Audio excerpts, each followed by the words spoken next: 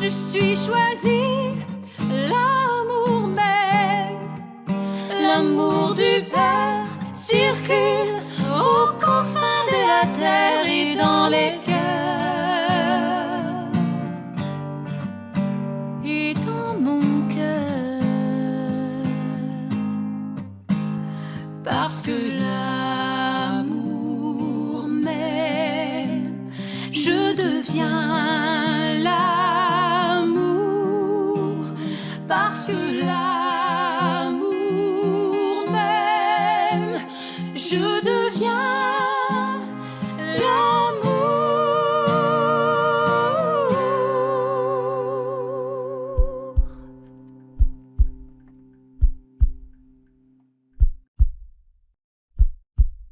Alors bonjour, chers choisis de Jésus. Je suis très heureux de vous retrouver aujourd'hui pour vous parler de l'école de Jésus et la réjouissance. Eh bien, je vous propose de plonger tout de suite dans cette thématique.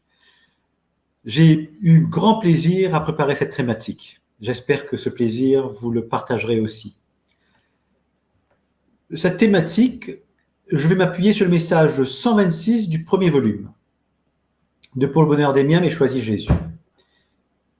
Je constate que dans les 3 volumes de Pour le bonheur des miens, mais choisis Jésus, les messages d'amour que Jésus a transmis à Léandre, par inspiration, nous parlent de réjouissance, parce que l'amour nous aime et que nous devenons l'amour, justement. La bonne nouvelle, les évangiles, nous invitent justement à nous réjouir. J'ai pris 2 exemples.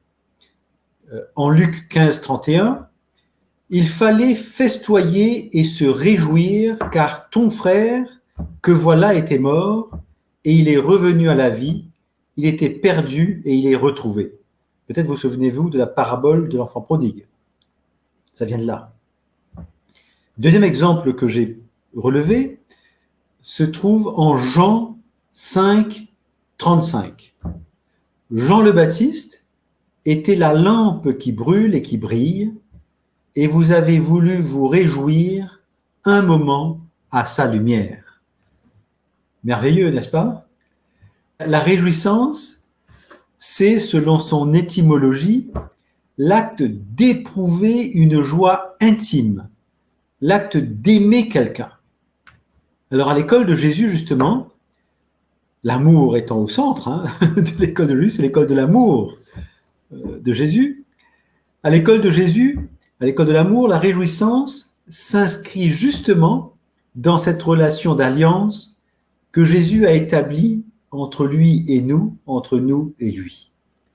Une relation d'intimité qui nous fait éprouver une joie toute intime, qui nous fait nous aimer l'un l'autre avec l'amour de Dieu.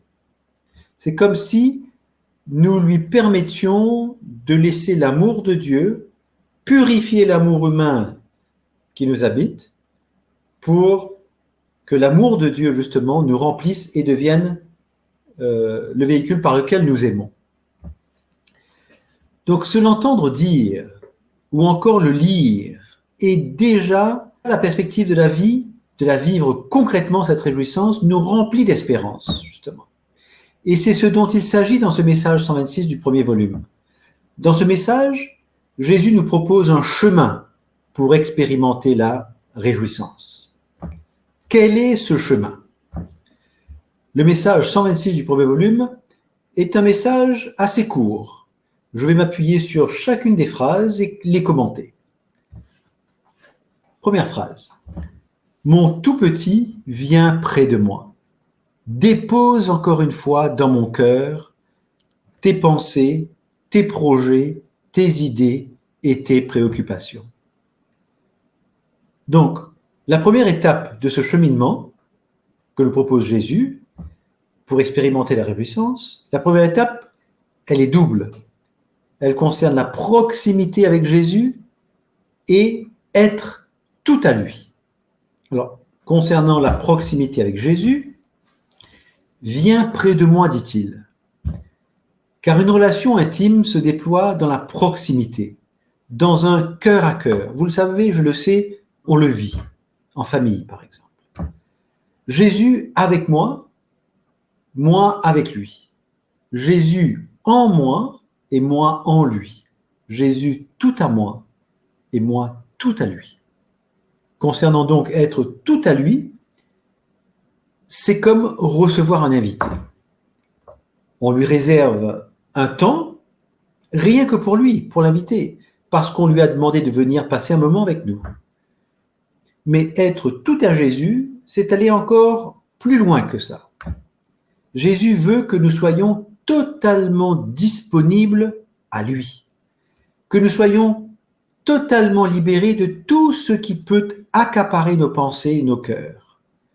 Jésus vient à nous avec la porte de son cœur ouverte et il nous dit « Dépose dans mon cœur tes pensées, tes projets, tes idées et tes préoccupations. » Jésus désire que rien ne puisse nous séparer de lui, de séparer de cette relation d'alliance, de cette relation d'intimité dans laquelle on est en train d'entrer avec lui. Jésus veut nous remplir de lui, nous remplir de Dieu, et pour cela, il a besoin que nous lui fassions de la place en nous. Il veut occuper toute la place, c'est-à-dire la première place dans nos pensées, dans notre cœur, dans nos occupations. Bref, il veut occuper la première place partout et en tout dans notre vie. Deuxième phrase. Jésus dit, tu vois bien que seul, tu es beaucoup trop petit, trop faible, trop fragile et trop vulnérable pour choisir la bonne voie. Donc, c'est la deuxième étape. Dans cette deuxième étape, Jésus entame la conversation avec nous autour de deux sujets. Notre impuissance et notre discernement. Concernant notre impuissance, Jésus nous propose une introspection. Pense à ta vie, à tes journées, lorsque tu dois prendre une décision ou faire un choix.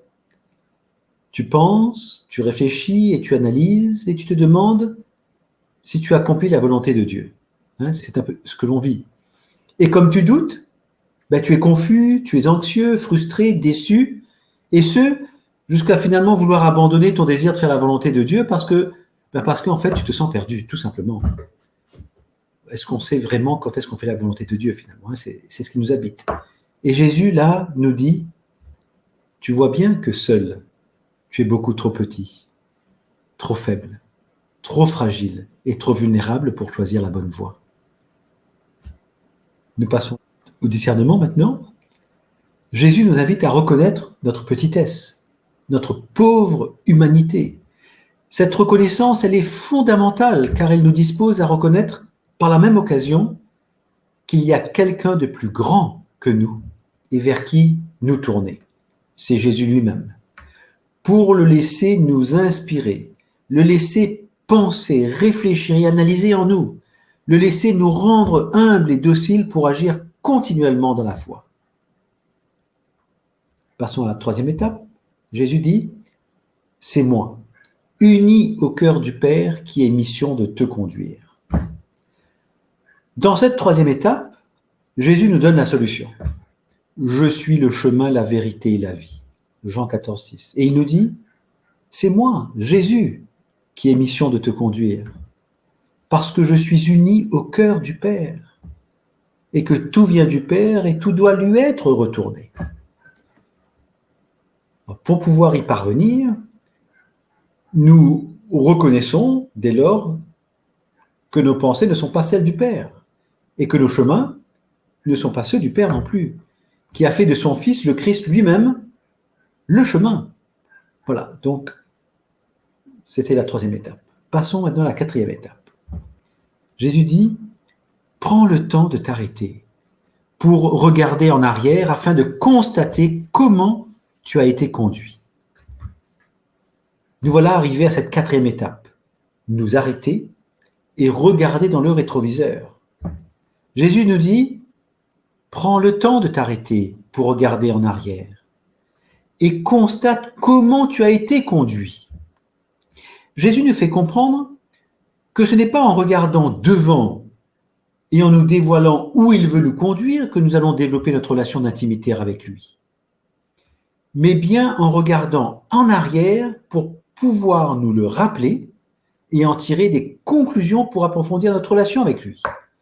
S'il nous dévoilait le chemin à venir, nous voudrions nous en mêler, puisque c'est comme ça que nous organisons notre vie, et en nous mêlant, nous empêcherions Jésus de préparer notre cœur à nous réjouir avec lui. Nous aurions repris le contrôle de nos échanges, et c'est justement dans le lâcher-prise qu'il nous attend. Voilà pourquoi il faut prendre le temps de s'arrêter pour regarder en arrière tout ce que le Seigneur nous a permis de réaliser sur ce chemin. Et ainsi, nous allons constater comment, de quelle manière, par quel procédé il nous a conduits. Ça va nous aider. Nous allons renforcer notre foi en lui, notre confiance en lui. Pour conclure, Jésus nous rappelle deux de ses exigences, ces deux phrases suivantes du message. Il nous dit « Demeure docile ». C'est toujours la disposition de ton cœur qui permet à ton être d'être conduit par moi. Plus tu te laisses conduire, plus rapidement tu deviens l'amour. Voilà le chemin de notre réjouissance dans le Christ Jésus parce que le Père veut qu'il en soit ainsi. On peut lire dans le psaume 118, au verset 162, ceci. « Tel celui qui trouve un butin, je me réjouis de tes promesses. » Pour terminer cet enseignement, je vous propose une prière sur la réjouissance à l'école de l'amour de Jésus. Si vous voulez, vous pouvez répéter après moi. Doux Jésus, je dis oui à me réjouir avec toi, en toi et en étant tout à toi. Je dis oui à ne pas pouvoir y parvenir de moi-même. Je te donne la permission de déposer dans mon cœur le désir de venir près de toi, le désir de me charger de toutes mes pensées, de tous mes projets, de toutes mes idées et de toutes mes préoccupations, et le désir de me reconnaître trop petit, trop faible, trop fragile et trop vulnérable pour conduire moi-même ma vie. Je m'unis à toi, Jésus, car c'est toi qui es le chemin. Je dis oui à ce que tu conduises ma vie entière. Je dis oui à augmenter nos rendez-vous quotidiens pour constater le chemin que j'aurai parcouru grâce à toi chaque jour. Je te demande l'humilité et la docilité pour agir continuellement dans la foi. Je te demande d'unir mon cœur au tien pour que les battements de ton cœur me disposent à me laisser conduire par toi pour que je devienne à mon tour l'amour. Oui, Jésus, je suis petit. Oui, Jésus, je sais que tu m'aimes. Oui, Jésus, j'accueille tes grâces. Amen. Je vous souhaite une bonne semaine à l'école de Jésus dans la réjouissance. Cette réjouissance qui nous conduit vers la naissance du Christ en nous, qui nous conduit vers cette renaissance de l'homme nouveau en nous. Elle passe par la réjouissance. Tout ce qui n'est pas réjouissance ne vient pas de Dieu. Donc elle passe par la réjouissance. Terminons ensemble, si vous voulez bien, en répétant par 3 fois. Parce que l'amour nous aime, nous devenons l'amour.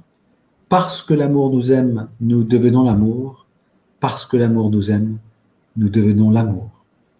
Bye bye. Je suis choisi, l'amour m'aime, l'amour du Père circule aux confins de la terre et dans les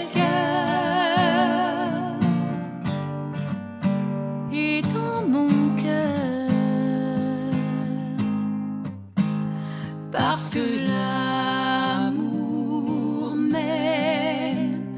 Je deviens l'amour parce que l'amour